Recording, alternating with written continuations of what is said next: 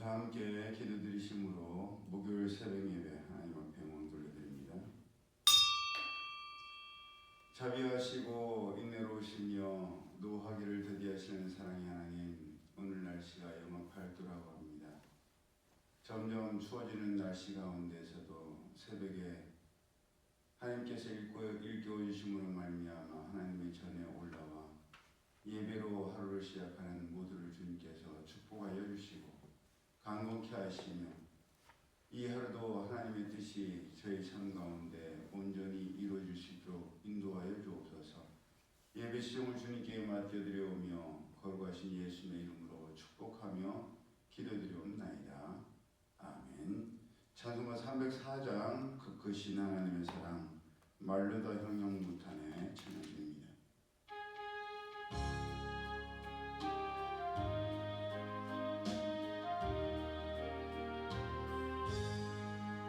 크크신 하나님의 사랑 말로 다 형용 못하네. 저 높고 높은 별을 넘어 이 낮고 낮은 땅 위에 죄범한 영혼 구하려 그 아들 보내사 한옥제물 삼으시고 죄 용서하셨네. 하나님 크신 사랑은 증량 다 못하네. 영원히 변치 않는 사랑 성도여 찬양하세.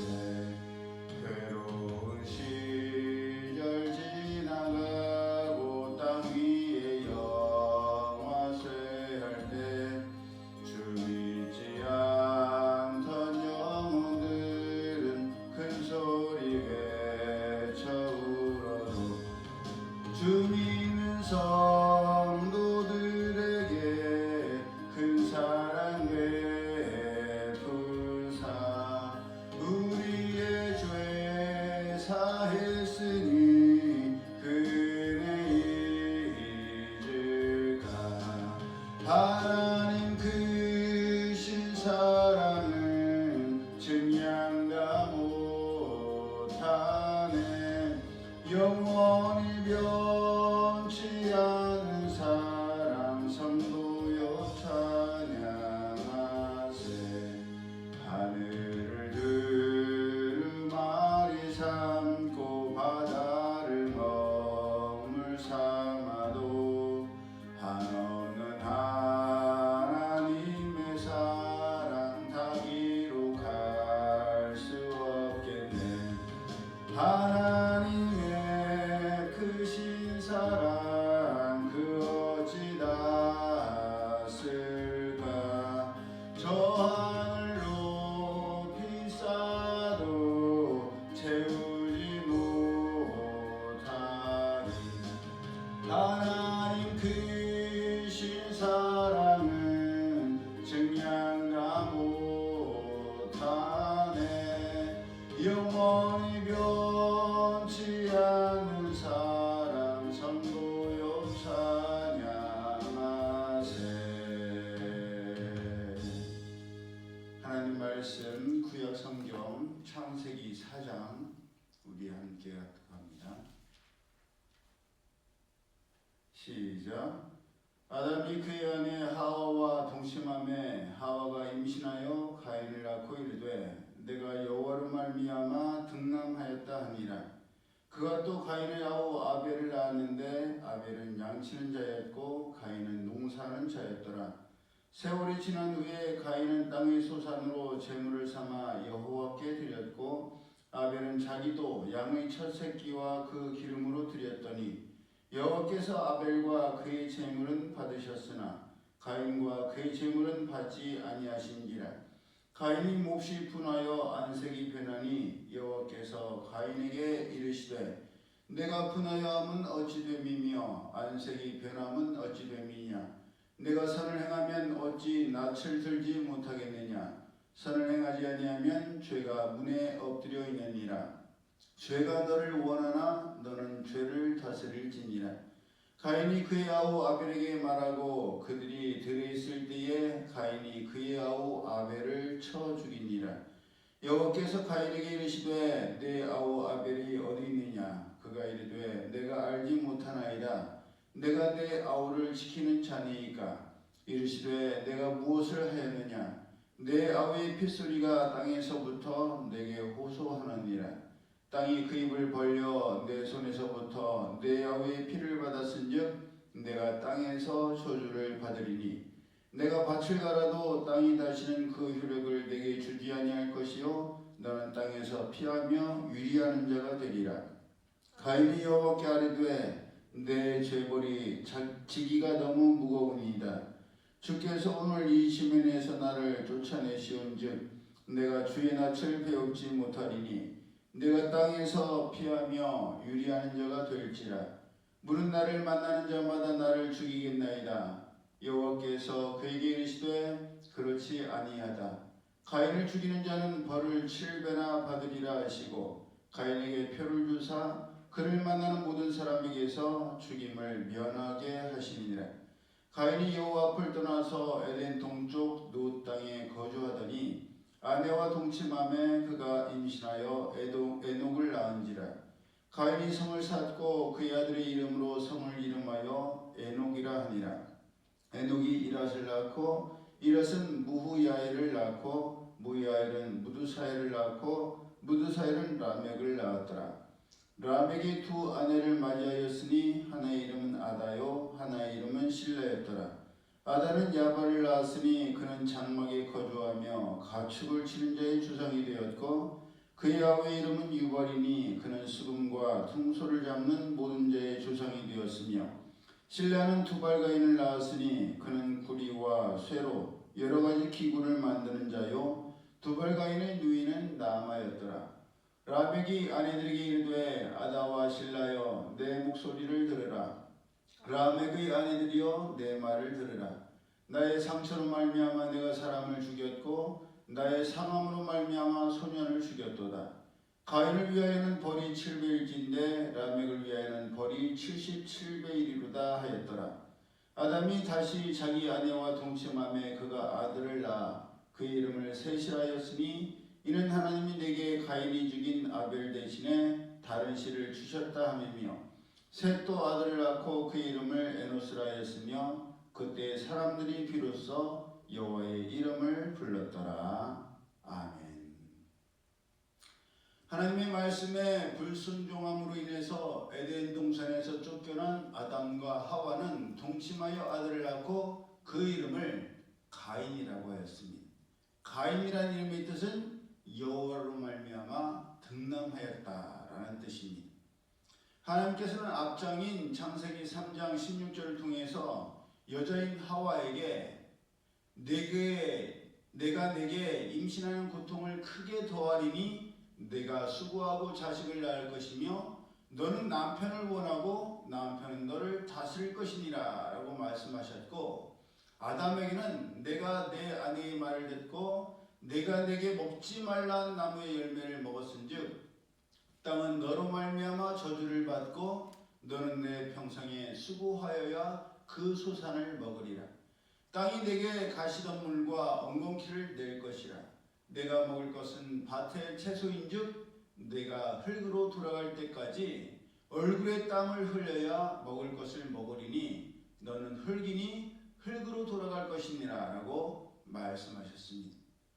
땅이 저주를 받은 것은 흙으로 사람을 지으셨기 때문이요. 땅은 누구 때문에? 아담 때문에 저주를 받게 되었습니다.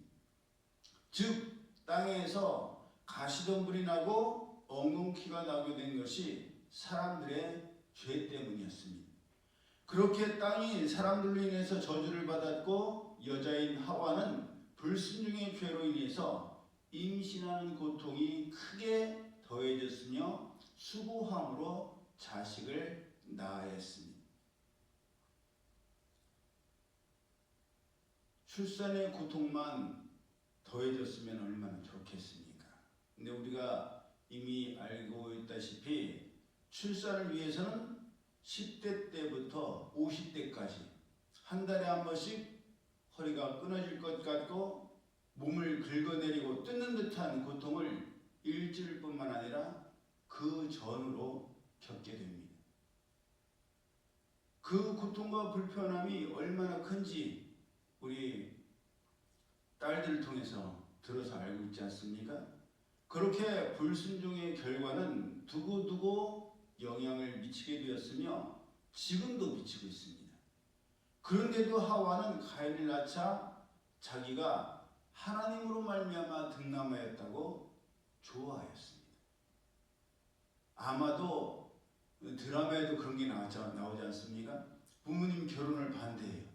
그런데 그 반대에도 불구하고 자기들끼리 동거해서 아이를 낳고 아이를 낳아서 이제 그 아이를 볼모로 삼아서 부모님한테 오면 부모님께서 그 아이 때문에 용서하시고 받아주시지 않습니까? 그것처럼 하와도 자식을 낳았으니 하나님께서 금방 용서하시고 친정인 에덴 동산으로 돌아오라고 하실 줄 알았던 것 같습니다. 맏아들 가인을 낳고는 하나님께로 말미암아 득남하였다라고 좋아했던 하와가 둘째 아벨을 낳고는 뭐라고 되어 있습니까? 아무 말도 하지 않은 것을 보게 됩니다. 그러니 하와가 맏아들 가인을 통해서 가졌던 기대가 얼마나 컸었는지 우리가 짐작할 수가 있지. 그런데 그렇게 기대를 가졌던 가인은 동생 아벨을 시기와 질투로 인해서 죽이고 말았습니다. 그래서 11절 이하를 보면 그 결과로 가인이 땅에서 저주를 받게 됩니다. 밭을 갈아도 땅이 다시는 그 효력을 가인에게 주지 않게 되었으며 가인은 땅에서 피하며 유리하는 자. 땅에서 피하는 자는 어떤 사람이에요? 도망자,